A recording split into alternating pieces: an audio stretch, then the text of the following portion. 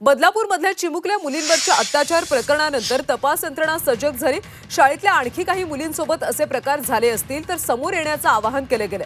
शिशु वर्गात शिकणाऱ्या मुलींच्या पालकांना हे मेसेजेस पाठवण्यात आले। चंद्रशेखर भुयार आमचे प्रतिनिधी, त्यांच्याकडून सविस्तर माहिती घेऊयात। चंद्रशेखर, खरं तर आणखी काही मुलींवर अत्याचार झाल्याचं संशय व्यक्त केला जातोय, काय ताजे अपडेट्स मिळतात? सध्या जी चौकशी समिती नेमण्यात आली आहे त्याच्यामध्ये एसआयटी आहे। एसआयटीने आता तपास सुरू केलेला आहे।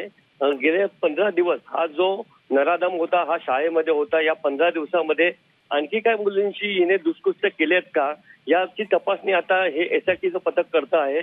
सदर वर्गात शिकणाऱ्या ज्या मुली आहेत त्यांच्या घरच्यांना SMS पाठवण्यात आलेले आहेत की आपल्या मुलीबाबतीत असे काही प्रकार घडलाय का, ते प्रकार आम्हाला कळवावे, त्याच्यामुळे तपास करून हा नराधमाने अजून काही दुष्कृत्य केलेत का हे समोर येईल।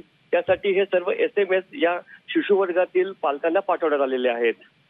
नक्कीच चंद्रशेखर, त्यामुळे आणखी काही पालक पुढे येतात का? आणखी नेमकं काय समोर येतं हे पाहावं लागेल।